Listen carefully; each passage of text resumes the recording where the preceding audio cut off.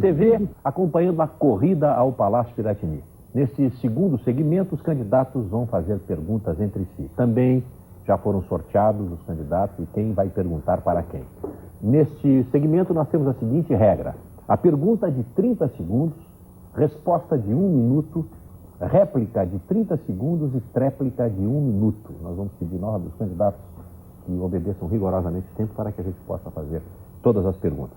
Pelo sorteio, o candidato Celso Bernardi pergunta agora ao candidato José Gomes. José Luiz Gomes, sabe que um governo é constituído uma equipe de trabalho e mais do que isso o governo deve ter o apoio parlamentar. O PRN no Rio Grande do Sul é um partido que está sendo formado, participou da última eleição, está participando agora dessa eleição da sua candidatura a deputado, senador.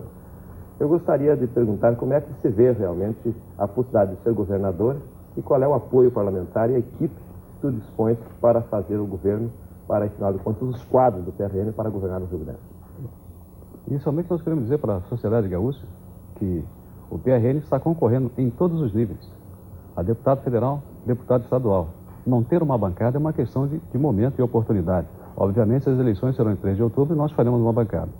E segundo, governar o Rio Grande do Sul não quer dizer governar com a bancada. Nós já dizemos isso em outros debates, que nós vamos priorizar o funcionalismo público, nós vamos reduzir 50% do CC. E nós sabemos isso aí, todas as secretarias de Estado, se os candidatos, novos candidatos não conhecem, não tiveram a oportunidade de visitá-las, é um berço natural de projetos. É só buscar dentro da secretaria a pessoa mais capaz que tem ali, e se não existir a capacidade dentro da secretaria, a sociedade gaúcha é uma sociedade culturalmente bem desenvolvida e existem técnicos altamente qualificados no mundo civil e em outros partidos políticos. O nosso partido não é um partido isolado. Nós somos um partido que não fizemos coalizão no primeiro turno porque queremos ouvir a sociedade gaúcha o que ela pensa a respeito do PRN. Mas nós somos um partido aberto a fazer composições para administrar o Estado e administrar bem. Muito bem, estou satisfeito. Satisfeito? Não há questão de réplica. Não há réplica nem tanto. Muito bem. É a vez agora do candidato José Luiz Gomes perguntar para o candidato Antônio Brito. Deputado Antônio Brito, boa noite, é um prazer vê-lo pessoalmente mais uma vez. Deputado, o meu partido, quando o governo federal, tinha um técnico na Secretaria da Previdência Social. O ministro da Previdência Social, ministro Stefano Relo, era um homem técnico e homem qualificado. Ele fez uma série de tratativas técnicos administrativas e deixou um caixa bem abastado na Previdência Social, porque ele estava fazendo caixa para pagar exatamente os 157 do aposentado, sem querer prejudicar, obviamente, que a assistência médica da saúde fosse levada a um plano inferiorizado. Por favor, hoje, conclua a pergunta. Hoje a nossa sociedade está carente da saúde. Você pode informar o que houve efetivamente para que esse estado de saúde fosse tão precário? Primeiro eu queria lembrar que o deputado Reinaldo Stefanes é do PFL e um técnico muito competente. Administrou, dando início a uma série de atividades importantes e deixou em caixa em torno de $1 bilhão, mas deixou, porque não era culpa dele, era culpa do governo Collor e de governos anteriores, mais de $5 bilhões em contas. Por isso, a situação que enfrentamos na Previdência foi a situação de nos obrigar a ampliar a arrecadação, e ampliamos a arrecadação, e não houve, nenhum tipo de prejuízo à saúde, porque a saúde acabou recebendo do Tesouro todos os outros recursos que não pôde receber da Previdência.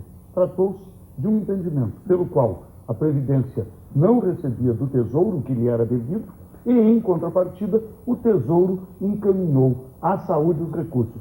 O problema da saúde é outro, na minha opinião. 10 segundos. É péssima administração. O amigo deve saber que o Brasil é um dos únicos lugares onde o homem faz cesariana. E faz cesariana na conta da fraude. 28% do dinheiro da saúde é desviado. O senhor quer a réplica? A réplica. Tá bom. Não, efetivamente, concordo em gênero, número e grau, mas devemos levar em consideração que o partido que antecedeu o nosso presidente na presidência da República foi o PMDB, eleito maciçamente em 1986 com maioria absoluta, mais que absoluta, porque o absoluto é 50% mais um, né? Só um estado da federação que foi governado pelo PFL. O resto se fez. O PMDB fez maioria absoluta no Congresso, no Senado, nos estados, no município, fez em tudo quanto era parte. Se a culpa maior é do meu partido ou foi pela má gestão do anterior do PMDB? Veja, eu não pretendo jamais, nem nessa questão, nem nenhuma outra, fazer, meu caro doutor Gomes, o que me parece uma das piores coisas em política, que é a história seguinte: os meus não erram, os seus não prestam. Não. Tanto isso é verdade que eu acabei de fazer um elogio ao ministro Stefanes, e fiz esse elogio sempre publicamente. Eu tenho um compromisso com algumas coisas de bom senso. Uma delas é a seguinte: é bom dar continuidade. E muita coisa boa foi aproveitada dentro da Previdência, como tenho hoje o orgulho de dizer que muita coisa que fiz está tendo continuidade. No passado, houve problemas, sim, houve problemas deixados por todos os partidos, mas especialmente porque a Previdência Social, em mais de 70 anos, nunca foi administrada com aquele bom senso que diz: tem que cobrar de todo mundo que deve, tem que pagar para todo mundo que deve, e aí, evidentemente, se estabelece o interesse público e a condição de fazer o que se fez: pagar e pagar como nunca. Muito bem. É a vez agora do candidato Antônio Brito perguntar para o candidato Irapon Teixeira. Eu gostaria de propor que nós discutíssemos um assunto que eu tenho certeza absoluta o senhor deve ter constatado, nós todos estamos constatando, é hoje talvez a questão mais dramática no Rio Grande do Sul, a questão do emprego. Eu sei, todos nós sabemos, governos não vão empregar pessoas, mas governos podem e muito ajudar pessoas, especialmente no caminho do apoio às pequenas e às médias empresas, no caminho da capacitação do trabalhador sem qualificação profissional para o exercício de uma atividade profissional. E gostaria de saber das suas ideias sobre isso. Nos preocupa a questão do emprego, é uma das metas do nosso programa, resolver a questão do emprego. Mas resolver a questão do emprego, efetivamente, uma das principais questões que nós colocamos é a questão da arrecadação do ICMS. Se arrecada ICMS num valor que as empresas consideram muito alto. E alguns falam em baixar o valor do ICMS. Outros falam em até aumentar porque o Estado necessita de mais dinheiro. Nós pretendemos trabalhar, está no nosso programa de governo, com ICMS progressivo. Esse ICMS progressivo significa que quanto mais a empresa gera emprego, der emprego, diminui o valor do ICMS que ela terá que pagar. Consequentemente, estaremos aí fomentando o emprego. E existe também em nosso programa uma outra questão, um outro pilar, que é a questão da habitação e que também cremos vai gerar emprego. Eu quero acrescentar o seguinte: eu acho, e o estudo sobre a situação da Grande Porto Alegre mostra isso hoje, nós temos em torno de 160 mil desempregados.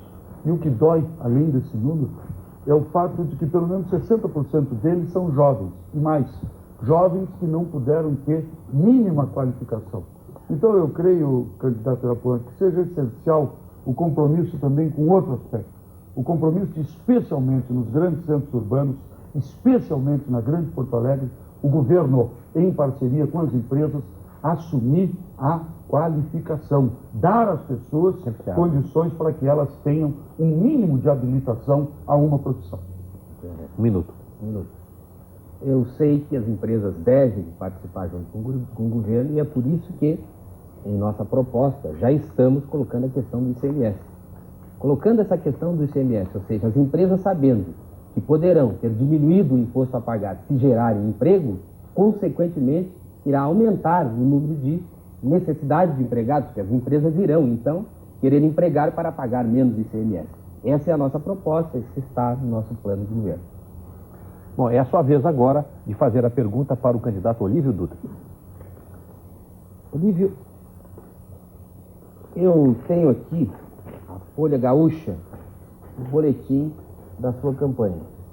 E como nós estamos numa disputa eleitoral, há algumas coisas que me preocupam e devem preocupar também os rio-grandenses a respeito de informações. Nessa Folha Gaúcha diz que o Quércia já ajudou o deputado Antônio Brito com dinheiro. E diz que ele declarou, está escrito aqui, que mandou dinheiro sim, e foi o Ibsen Pinheiro que pediu dinheiro para a campanha do deputado Antônio Brito no tempo em que ele era candidato a prefeito, junto com o senhor, e que o senhor naquela época estava em desvantagem. A sua pergunta, por favor, que o tempo está esgotado. A minha pergunta é para que o senhor possa nos informar mais claramente a respeito do que está dito no seu boletim de campanha. O que está dito é a reprodução de matéria da revista Interview, maio de 94.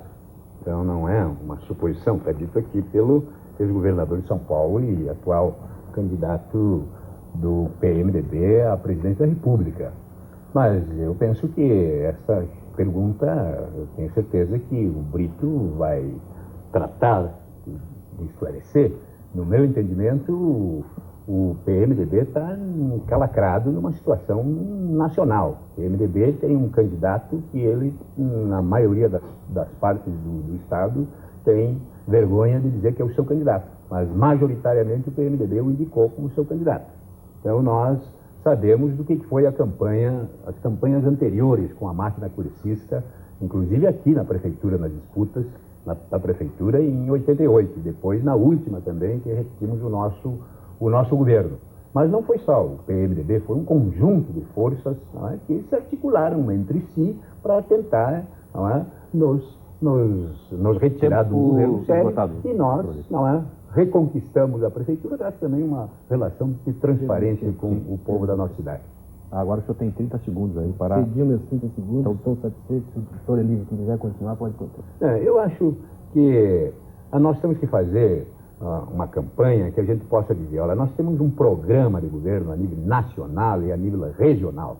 Nós temos uma experiência de governo, o PT, os demais 6 partidos, somos 7 que compomos a Frente Popular, temos uma experiência de governar cidades importantes nesse estado, e Porto Alegre é uma delas, mas nós governamos também São Luís Gonzaga, Soledade, Ronda Alta, Nova Barreiro, portanto cidades de diferentes portes, com economias também baseadas numa economia diversificada como Porto Alegre, outra do setor primário. E temos demonstrado a capacidade de resolver problemas de forma conjugada, não resolvendo parte de um problema e não é desmantelando o outro. Nós, por exemplo, chegando na prefeitura, o governo tinha um montão de dinheiro para a Previdência. Nós colocamos em dia o governo municipal com a Previdência e passamos a repassar para a saúde mais de 13% do nosso orçamento. Tempo esgotado, doutor Olívio. Bom, surgiu um caso novo aqui agora, essa sessão de tempo, nós não vamos mais permitir isso, é um fato novo, aí o senhor não quis fazer a réplica, não tem mais, mas como já estava, ficou.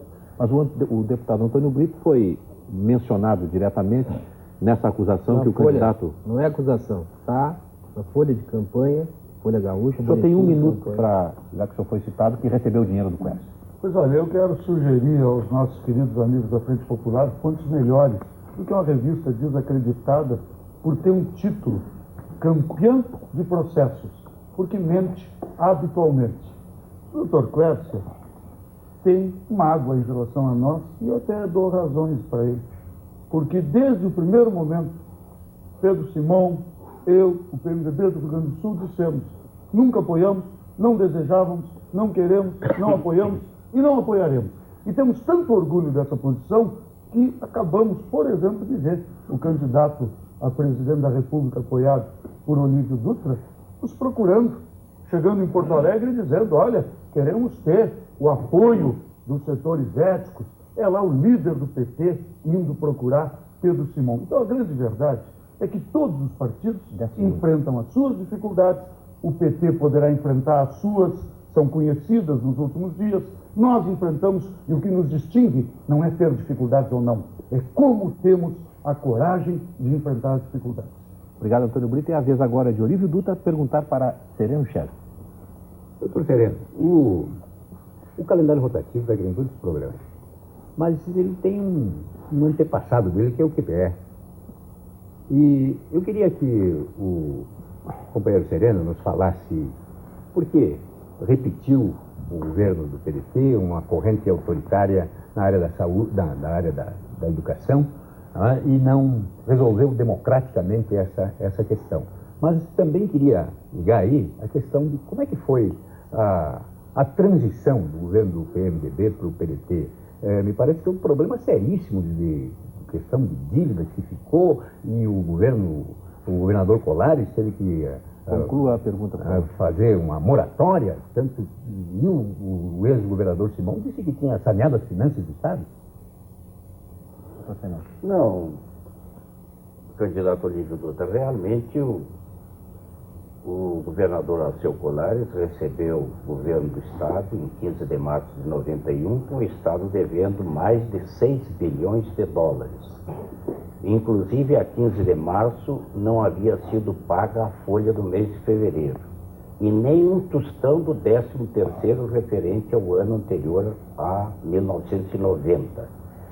O endividamento do Estado era realmente muito grande, e não só o endividamento. Recebemos o Estado com cerca de 156 obras rodoviárias iniciadas, a maioria sem projeto, quase a totalidade sem recursos, enfim, um verdadeiro caos na administração. Tenho aí alguns gráficos, por exemplo, que mostram que a CE atingiu o seu índice máximo de endividamento precisamente no ano de 1990. E não só a CE, também a Corsan e também a CRT. Isso tudo é verdade, eu não estou preocupado aqui com crítica de ordem política, não. Eu analiso apenas a situação em que recebemos o Tesouro do Estado em 15 de março de 91. Se tivesse até tempo, iria me referir à situação em que vamos deixar esse tesouro. Mas realmente era muito difícil a situação quando o governador Colares recebeu o governo do Estado. Veja, eu acho que a opinião pública gaúcha tem que comparar essas coisas, o discurso de campanha com a prática das candidaturas. O PMDB foi governo nesse estado, aliás, foi governo em 22 estados da federação. Teve maioria aqui na Assembleia, quase maioria absoluta, maioria no Congresso Nacional, e os problemas do Rio Grande, os problemas do país, não se resolveram, até se agravaram. O modelo excludente da maioria da população do processo de geração e de apropriação da riqueza continua cada vez mais acentuado. Então nós achamos que é uma questão séria para a gente comparar discurso e prática política. E esse é o momento. Não, realmente. Ali houve aquele estelionato eleitoral do Plano Cruzado. Tanto é que o PMDB, de 22, elegeu 21 governadores, como há pouco referiu o José Luiz Gomes. E elegeu grande maioria no Congresso, nas duas casas do Congresso. E também nas Assembleias Legislativas, maioria praticamente em todos os estados. E realmente não mudou nada. Tinha o compromisso de mudar o Brasil e realmente não mudou nada. O Estado aqui nós recebemos realmente numa situação catastrófica. Muito bem, é a vez agora do candidato do PDT fazer a pergunta ao candidato Celso Bernardo.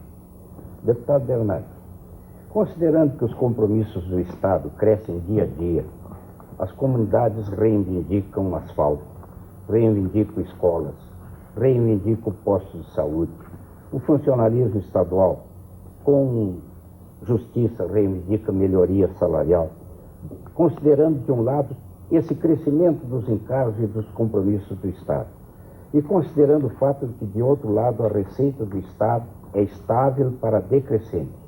Como o senhor pensa aumentar a arrecadação do Estado? Em primeiro lugar, o Estado do Rio Grande do Sul, lamentavelmente, arrecada mal e gasta pior. Essa é uma realidade. O governo tem que saber definir prioridades. A nossa prioridade é exatamente prestar serviços públicos de boa qualidade ao cidadão que paga impostos. Nós pretendemos aumentar a receita do Estado exatamente fazendo uma reforma administrativa e uma reforma fiscal, que são necessárias nesse momento. Uma reforma administrativa para que possamos ter o Estado devolvendo à sociedade serviços públicos de boa qualidade, essencialmente em três áreas: educação, saúde e segurança. Para aumentar os impostos, muitas vezes não podemos adotar essa política tributária pouco inteligente, para não dizer burra, atualmente ocupada no Estado. Temos que baixar alíquotas, investir na agricultura, no pequeno e no médio empresário, que dão um retorno imediato com a geração de emprego, com uma arrecadação que seja realmente capaz de fazer frente ao processo de sonegação e à questão da informalidade. Aumentar alíquotas não é sinônimo de mais arrecadação. Muitas vezes baixar alíquotas se arrecada mais. Concordamos nesse ponto. Realmente, a capacidade do contribuinte rio-grandense está exaurida. Qualquer política que vise aumentar os atuais ou criar novos impostos é uma política suicida. No nosso entendimento, realmente a solução é o aumento da produção agropastoril e também a produção industrial. Eu, particularmente, não vejo outro caminho para que o Estado aumente a sua arrecadação e, com esse aumento, possa atender os seus compromissos. Só tem um minuto aí para... O Estado do Rio Grande do Sul, ao que se informa, cada um cruzeiro que arrecada deixa de arrecadar um.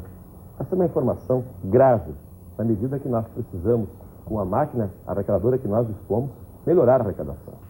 Mas também não é só melhorar a arrecadação, exatamente trazendo investimentos.